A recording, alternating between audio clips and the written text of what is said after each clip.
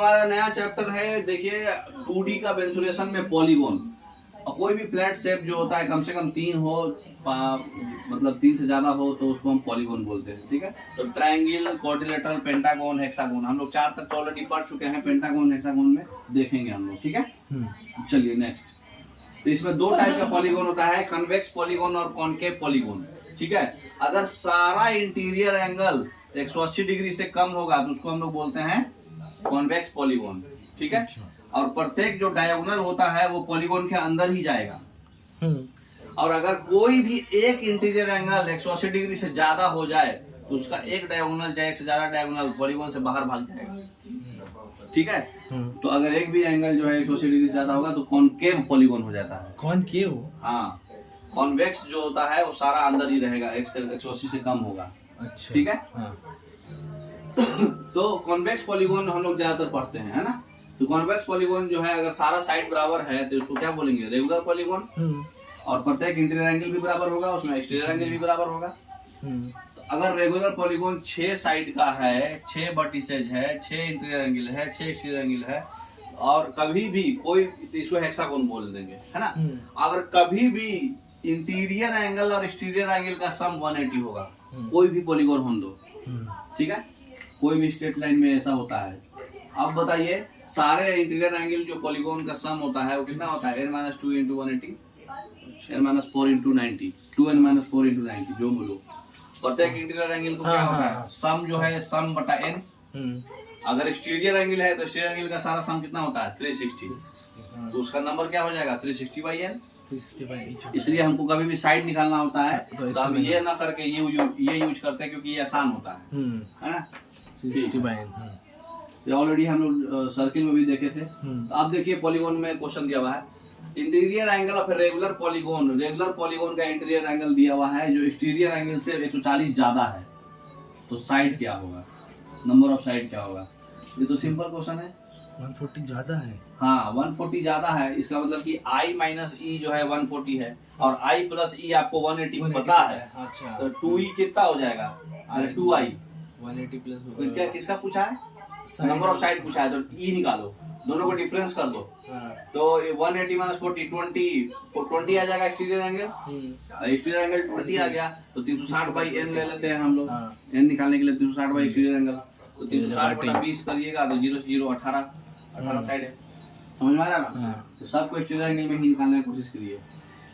Interior angle का सम जो है 1260 है, और प्रत्येक इंटीरियर एंगल जो है इतना डिग्री का है। तो नंबर ऑफ साइड्स ए और बी का जो है सम क्या होगा। ठीक है, हाँ, ए और बी का साइड का सम क्या होगा। ठीक है, अब देखिए आपको पता है कि एन ए, मान लो पहले एक पॉलीगोन ए का, एक पॉलीगोन ए वाला, n-2 × 180 आपका 1260 है एज पर क्वेश्चन। इससे हमारा क्या हो जाएगा, n निकल जाएगा, n निकल जाएगा। तो बाई n करेंगे तो एक हाँ, मिल जाएगा, तो ये आ जाएगा आपका। हाँ। तो ये कितना हुआ, 18 7 26 से 7 और 2 9 हो जाएगा, है ना। 18 से ये 7 बार में कट गया, n-2 बराबर 7, n बराबर 9, है ना। तो पहला वाला में 9 निकला। दूसरे वाले क्वेश्चन में क्या पूछा है, अच्छा, प्रत्येक एक्सटीरियर इंटीरियर एंगल जो है इतना है, तो एक्सटीरियर एंगल दोनों का डिफरेंस, दोनों का सम 180 होना चाहिए। तो एक्सटीरियर एंगल निकल जाएगा हमारा, ये 4/7 है तो 3/7, तो एक बढ़ गया 129 हो गया। अब 129 में 180 घटाओ 51, 3/7 बचेगा। तो एक्सटीरियर एंगल हमारा 51 3/7 है। अब इसको हम लोग क्या कर देंगे, इसको टोटल कितना होगा, 360/7 आ गया, ये 360/7, 360/7 आ गया। अब एक्सटीरियर एंगल हमको पता चल गया, नंबर ऑफ साइड क्या होता है 360 और बाई ये एंगल, तो 7 आ जाएगा। हाँ, तो number of side equal to होता है 360 बाई एक्सटीरियर एंगल, ये हो जाएगा 360 बाई 360/7, तो ये ऊपर चल जाएगा 7 आ जाएगा। तो नंबर ऑफ बी जो है 7 है, नंबर ऑफ ए जो है पॉलीगोन का 9 है, दोनों का जोड़ पूछा था, तो 9 और 7 16। ठीक है ना, सिंपल है। चलिए नेक्स्ट।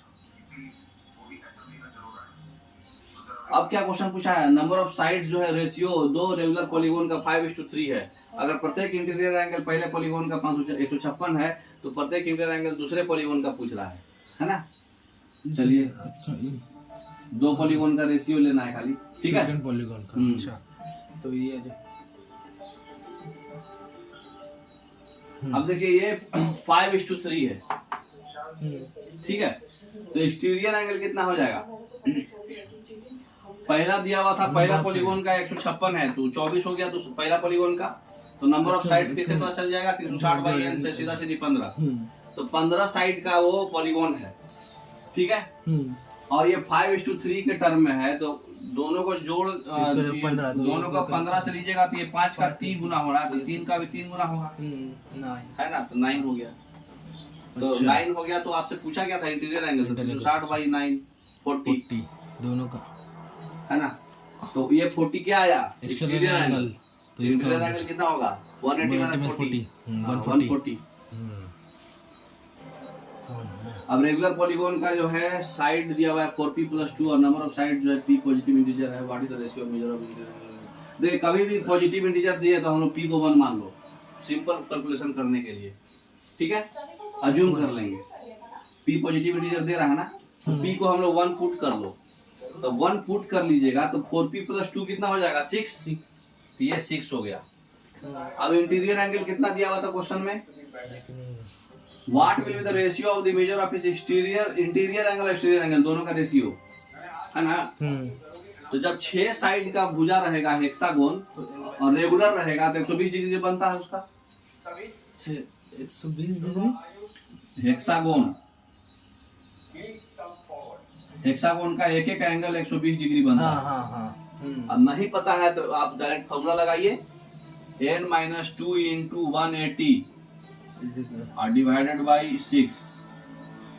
सम है ना ये, सम क्या होता है? n-2 × 180, n यहाँ 6 है, 4 × 180, तो 6 से काट दीजिए इसको 30 चौके 120 डिग्री। तो 120 डिग्री आपका क्या हुआ? सारा इंटीरियर एंगल। तो एक्सटीरियर एंगल कितना हो जाएगा? 60 डिग्री, क्योंकि जोड़ के तो 108 120 180 आना ही है। तो 120 × 180, अरे सॉरी 60 एंगल 60, तो मतलब 2:1। 2:1 आ गया। अब p = 1 पुट किए देख लीजिए किस ऑप्शन में 2:1 आ रहा है, ठीक है। सी ऑप्शन में आ रहा है। चलिए नेक्स्ट। अब देखिए पॉलीगॉन में नंबर ऑफ डायगोनल जो बोल रहा है 12 मोर है नंबर ऑफ साइड से। तो नंबर ऑफ डायगोनल का फॉर्मूला होता है n × n-3/2। ऑलरेडी सर्किल में बताया है, नंबर ऑफ डायगोनल बताए थे ना। तो नंबर ऑफ डायगोनल होता है n × n-3/2, ठीक है। नंबर ऑफ साइड्स निकालना है, n निकालना है हमको। इतना का वैल्यू हमारा दिया हुआ है -n, जो है डायगोनल जो है साइड से -n करिएगा तब जाके ये 12 के बराबर है। 12 ज्यादा है ना? 12 ज्यादा है। तो एलसीएम लीजिएगा, इसको सॉल्व नहीं करिएगा कभी भी। ऐसे क्वेश्चन को क्या करना है? ऑप्शन से पुट करके देख लेना है, ठीक है। ऑप्शन से पुट करके देखिए क्या सेट कर रहा है। 8 -5 40 4 × 5 = 20 20 - 8 12। पहला ही ऑप्शन सेट कर गया, अच्छा, ठीक है। तो बस इक्वेशन लाके ऑप्शन देख लीजिए, ठीक है। अब आज ये पॉलीगॉन में स्पेशल टॉपिक है एक रेगुलर हेक्सागोन। रेगुलर हेक्सागोन में क्या होता है? सारा 120 डिग्री का एंगल बनता है, बताए थे अभी। ये दिखने में जो है मतलब सारा इक्विलेटरल ट्रायंगल बनेगा 6 1 2 3 4 5 6 इक्विलेटरल ट्रायंगल बनता है इसमें, क्योंकि आधा आधा बटेगा तो 60 बनेगा, 60 बन जाएगा, तो ये सीधा सीधा इक्विलेटरल ट्रायंगल हो गया। तो रेगुलर है, सब साइड भी बराबर हो जाएगा इसका फिर। तो ये टोटल 6 इक्विलेटरल ट्रायंगल बनेगा। अगर रोम्बस लेके चले ये एक, ठीक है। उसी तरह से ये 2, ऐसे करके ये 3, मतलब 4 रोम्बस बनता है। अरे 3 रोम्बस बनता है, जो ले लिए वो तो नहीं लेना है ना। तो 3 रोम्बस बनेगा इसमें, 6 इक्विलेटरल ट्रायंगल और 3 रोम्बस, ठीक है। समझ में आया बात? तो 3 और 6 इक्विलेटरल ट्रायंगल बनता है, समझ में आया? चलिए अब एरिया हम इक्विलेटरल ट्रायंगल का क्या जानते हैं? √3/4 × a²। उसको 6 से गुना कर दीजिएगा तो पूरे रेगुलर हेक्सागोन का एरिया निकल जाएगा, है ना। और लंबा लंबा जो डायगोनल हो रहा है सारा 2a होगा, क्योंकि ये भी a है, ये भी a है, सब साइड में a है। तो तो लंबा डायगोनल क्या हो गया 2a 2a। हाँ। पेरीमीटर क्या हो जाएगा सबका जोड़े 6a। शॉर्टर डायगोनल अगर निकालना है, शॉर्टर डायगोनल बोलो तो क्या हो जाएगा शॉर्टर डायगोनल √3a, ये वाला √3/2। ये हाइट हो गया ना, ये a है तो ये a/2 हो गया, ये a हो गया तो ये √3/2a हो गया, और ये नीचे भी √3/2a हो जाएगा। तो ये टोटल कितना हो जाएगा आपका, इसको 2 टाइम्स कर दीजिए, √3 आ जाएगा सीधा सीधी छोटा वाला डायगोनल। तो उसी तरह से ऐसे भी वही आएगा, है ना। तो बस इसका सारा कंसेप्ट क्लियर। चलिए नेक्स्ट, पेरीमीटर 6 से डायगोनल √3a एरिया समझ गए। तो √3 होगा छोटा डायगोनल। चलिए नेक्स्ट, अब रेगुलर हेक्सागोन में एक चीज और आपको याद रखना है कि रोम्बस 3 बनता है। देखिए बन रहा ना, 1 rhombus 2 rhombus 3 rhombus, 3D figure में आपको फील हो रहा होगा। और दूसरा चीज है कि सारा का छोटा छोटा एरिया जो है, जो 12 पार्ट में बटा है, ऊपर का 6 और नीचे का 6, 12 बराबर होता है। ठीक है ना। चलिए नेक्स्ट, उसके बाद अगर हम इस तरह से हेक्सागोन में अगर बीचों बीच ऐसे कट के ऐसे एक ट्रायंगल बना दिए √3 डायगोनल यूज करके, है ना। √3 डायगोनल यूज करके अगर हम बनाएंगे, बाकी सब ए है, तो एरिया और जो ट्रायंगल बनेगा ये वाला, इसका एरिया क्या होगा, अगर ये 1 होगा तो पूरे का ये 2 होगा, मतलब ठीक ओवरऑल का आधा होता है ये। ठीक है। PQR, ये सब साइड को अगर मिड पॉइंट से बनाया गया है, मिड पॉइंट से, ये साइड के मिड पॉइंट से, ये साइड के मिड पॉइंट से, ये साइड के मिड पॉइंट से एक ट्रायंगल बनाया गया है, वो जो होगा 3/8 होगा ओवरऑल का। 3/8। हाँ, ओके। 8 पार्ट का 3 पार्ट वो होगा, है ना। चलिए अच्छा 1/2 और ये 3/8 बना के इसमें दिखाए हुए भी है, 3/6 करके आया। ये आपका ये ए करके आया था, ये वाला बड़ा वाला पार्ट 2a है। तो इसको अगर ऐसे पाइथागोरस थ्योरम से लगा करके बनाएंगे तो ये 3a/2 आ जाएगा सर्किल का साइड। ये भी याद रखिएगा, पैरेललोग्राम का कंसेप्ट यूज करके ये 3a/2 होगा, ये 2a होगा। अच्छा हाँ। तो इसको डायरेक्ट फॉर्मूला पे डायरेक्ट पूछता है एग्जाम में, अब क्वेश्चन पूछता है। ठीक है। एरिया ऑफ द फील्ड जो है हेक्सागोन में है, तो कॉस्ट क्या होगा, फेंसिंग कर रहे हैं 11.5 रुपए पर मीटर से, मतलब हमको सरकमफेरेंस खाली चाहिए। हाँ, तो एरिया से पहले हमको सरकमफेरेंस निकाल लेना है, नहीं तो फिर डायरेक्ट देखिए 11.5 बोलो तो 23, 11.5 बोलो तो दुगना करेंगे तो 23, 23 का मल्टीपल चेक कर लो, खाली एक ही ऑप्शन है जो 23 के मल्टीपल में। अच्छा, है ना। चलिए देखिए नेक्स्ट, ऐसे याद करना, ऐसे बनाना है आपको। तो इसको 6 जितना भी एरिया है उसको 6 से भागा दीजिएगा तो ये 216 आ जाएगा। ठीक है। Area 324 √3/4 into a² into 6 equal to 1944 √3। कोई दिक्कत नहीं। तो कॉस्ट जो है फेंसिंग जो है ये 11.5 से हो रहा है, तो 324 √3 के बराबर आ रहा है ये कटने पे। √3 से √3 फिर 4 into 2 कट जाएगा तो 3, तो एक एरिया मतलब क्या होगा। 15 और सर्कमफेरेंस इसका क्या होता है 6a। 6a, तो 6a का वैल्यू खाली हमको निकालना था। ठीक है। तो a² का वैल्यू निकल जाएगा इससे 1944 into 4, a² equal to 1944 into 4/6, है ना। तो 6a इक्वल टू क्या हो जाएगा, इसका अंडर रूट है इंटू 6, यही ना होगा 6a। तो 6 टाइम्स है, और ये अंडर रूट निकालने पर ये जो है 6 6 18, 6 18, 1 4 6 2 12,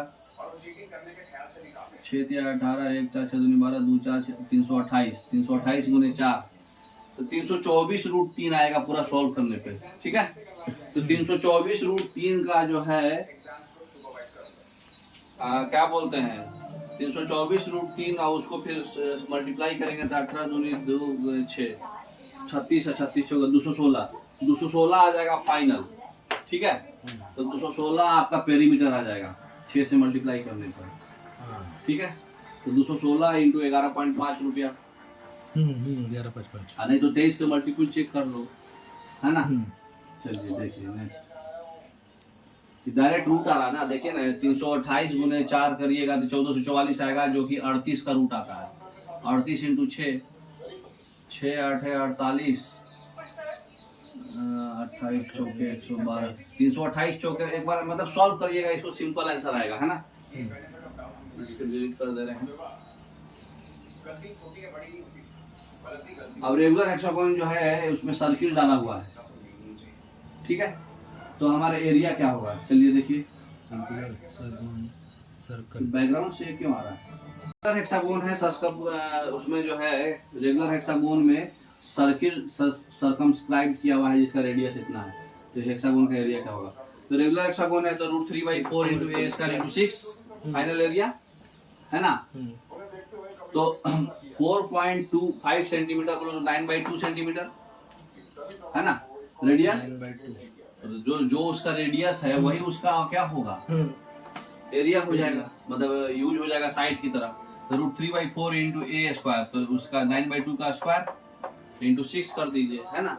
तो सीधा सीधी सॉल्व कर लीजिए, 243/8 √3, ठीक है। सर्कमस्क्राइब किया हुआ है तो रेडियस ही होगा ना उसका स्क्वायर। ABCDF रेगुलर पॉलीगॉन है, 2 पोल लगा हुआ है C और D जो वर्टिकली सबटेंड किए हुए हैं, और 30 डिग्री और 60 डिग्री पर है। तो हमारा हाइट का जो है क्या रेशियो होगा C और D पर, ठीक है। देखिए डायग्राम ABCDF है। अब 2 पोल लगा हुआ है C और D C और D पर। तो ये 1 है, ये 1 है, तो ये √3 होता है। ये √3 है तो ये 2 हो जाएगा। कैसे, ये 1 है, ये √3 है तो ये 30 डिग्री एंगल बन गया, 30 डिग्री और 60 डिग्री। हाँ। और ये जब क्या बोलते हैं √3 आया और ये 2 आ गया तो ये 60 डिग्री बन गया। तो ये 2√3 आ जाएगा हाइट, और ये 2 आ जाएगा 60 डिग्री का, है ना। तो इससे हमको क्या पता चल जाएगा, C और D पे हमारा हाइट निकल जाएगा। तो C का हाइट जो है आपका ये हो गया, और D का जो हाइट है आपका ये हो गया, तो 2 आ गया। तो 2√3 ये हो गया 2√3, और ये 2 है। 2√3 बोले तो रेशियो 2 बोले तो 1:2 √3। अरे 1 उसका 1 है। एक बार थोड़ा समझाइए सर। नीचे जो बना हुआ है वही है। तो नीचे जो बना हुआ है 62 √3 आ गया। ये 30 है, ये 1 है, ये √3 है। तो ये 30 हो गया, है ना। हाँ, ये 1 और ये √3 के बराबर हो गया, तो ये 30 हो गया। और ये हमारा जो है 2√3 और 2 है, तो ये हमारा हमको क्या चाहिए, इसका रेशियो इसका, तो 1:2 √3। अच्छा, ये हाइट खड़ा पोर्शन। अच्छा, ये छांट के अलग से बनाया। ओके। अब देखिए एक रेगुलर हेक्सागोन है, साइड 12 सेंटीमीटर है, अंदर में ट्रायंगल बना हुआ है 3/8 वाला, याद रखिए, है ना। तो PQR का ट्रायंगल का एरिया क्या होगा, ठीक है। जितना निकालना है निकाल के उसको 3/8 कर दीजिए। तो देखिए एरिया ऑफ PQR निकालना है। हमारा रेगुलर हेक्सागोन का साइड दिया हुआ है, तो √3/4 इंटू 12 गुने 12 इंटू 6, ये हो गया हेक्सागोन का एरिया। और इसको 3/8 से गुना कर देना है खाली, ठीक है। सॉल्व कर लीजिए। 4 से 3 बार में, 4 से 2 बार में, 4 से 3 बार में, 2 से 3 बार में, 1 2 3 4 81 √3 ऑप्शन आ गया। अच्छा, ठीक है। ये तो अब इसमें देखिए कितना बेवकूफ बनाने का कोशिश किया है। एक सेंटर है, ये हमें शेडेड रीजन का एरिया निकालना है। अब यही शेडेड रीजन इसको हम यहाँ डाल दिए और इसको काट के यहाँ डाल दिए, मतलब ये पूरा आधा पार्ट है। अच्छा, है कि नहीं। इसको आप यहाँ डाल दीजिए और इसको यहाँ डाल दीजिए, तो मतलब आधा पार्ट पूछ रहा है उसका। तो हेक्सागोन का एरिया का आधा पार्ट नहीं निकाल सकते आप। तो एक साइड दिया ना जी 24, ठीक है। √3/4 √3/4 पाई a स्क्वायर इंटू 24 × 24। हाँ डिवाइडेड बाय 2 तो √3/4 इंटू 24 इंटू 24 इंटू 6 इंटू 1/2 आधा ही आएगा ना उसका पूरा पूरी। तो 4 दूनी 8 तरीका 24 24 चौके 144 और 432 √3।